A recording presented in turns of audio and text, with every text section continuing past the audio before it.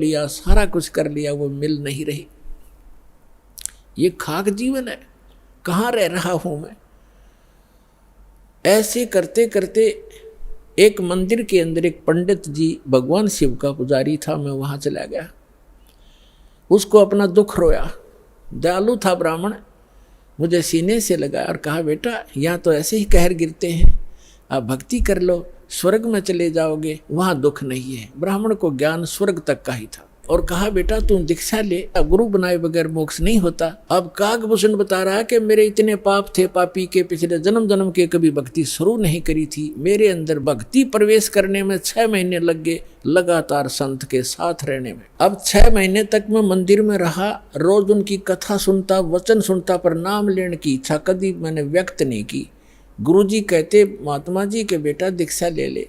मैं कान्ना पे कह टाल जाता, ना हाँ कहता ना कहता। और दीक्षा उसी को प्रफुल्लित होती है जो सब इच्छा से अपनी लगन से प्राप्त करता है। जबरदस्ती दिया हुआ ज्ञान नाम काम नहीं करता है। तो उस पंडित जी ने इसलिए उसको जोर नहीं दिया। 6 महीने के बाद कहता, लगातार सत्संग सुनने के बाद मुझ पापी के कुछ पाप नरम हुए और तब मैंने दीक्षा प्राप्त की। दीक्षा प्राप्त करके कुछ दिनों के बाद फिर मेरे अंदर एक बकवाद भागी। जो गुरुजी कथा सुनाया करते हो मुझे भी याद होगी। मैं युवा था, गुरुजी वृद्ध हो गए थे, मेरी आवाज़ में कसक थी। जितने भी श्रोता थे अब मेरी तरफ आकर्षित हो गए कि और कहने लगे, ओह आप तो गुरुजी से भी बढ़िया ज्ञान सुनाते हो। अपने आत्माओं यहाँ मार खाता प्राणी, इस ज्ञान को सुनकर कोई वक्ता बन बैठेगा, 10 उसके प्रशंसक हो जाएंगे, वो भी अपना नाश जीवन करेगा। अब ज्ञान पुराणों का था, बढ़िया घटिया क्या हो गया इसमें, गुरुजी से बढ़िया सुनाने लग गया वो। तो यहाँ मार खाते श्रोता भी और भक्त भी मार खाते, मान बढ़ाई छा जाती है, सबसे बड़ी दुश्मन है जीव की। एक दिन मैं बैठा था, कथा कर रहा था, श्रोता बैठे थे। गुरुजी आए मंदिर में अपने घर से। मैंने खड़ा होकर सत्कार नहीं किया क्योंकि मैं अपनी बेइज्जती समझूं था कि खड़ा होऊंगा तो सबका अट्रैक्शन इधर गुरुजी की तरफ हो जाएगा। अब मैंने बैठे बैठे दर्शन कर लिए, ऐसे बस थोड़ा सा नाम मात्र सा सिर झुकाया, खड़ा नहीं हुआ मैं। अब गुरुजी तो आए थे अपना लगे पूजा पाठ करने मंदिर में। एक कोने में बैठकर वह आकाशवाणी हुई मंदिर में, कह रहे दुष्ट, तूने अपने गुरु का अनादर किया है, तुझे 1 लाख वर्ष के लिए नरक में डालता हूं। भगवान शिव की आकाशवाणी हुई, क्योंकि ब्राह्मण शिव का पुजारी था। अब वो आकाशवाणी सुन ली गुरुजी ने।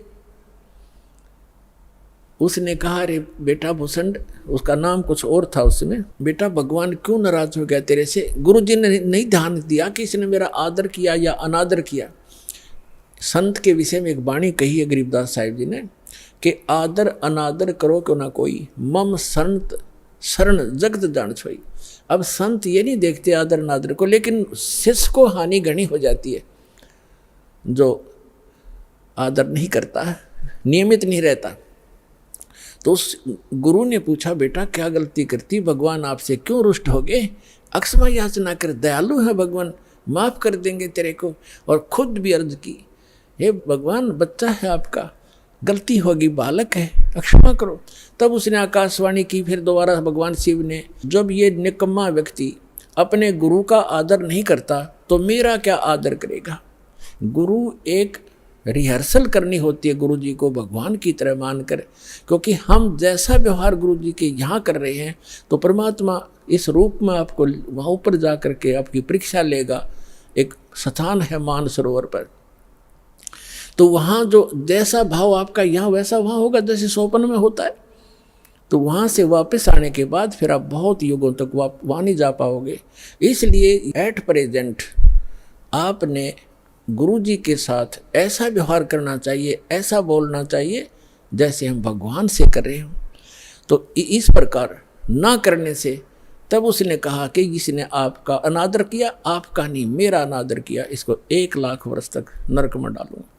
फिर काफ़ी समय तक हाथ जोड़े रहा। ब्राह्मण, आपका बच्चा है, बख्श दो दाता, बालक है, गलती होगी, अरे तो भी मांग माफ़ी बच्चे, माफ़ी मांग। लेकिन फिर आकाशवाणी हुई कि मेरा वचन ना खाली जाई, यम के लोग चलो रे भाई।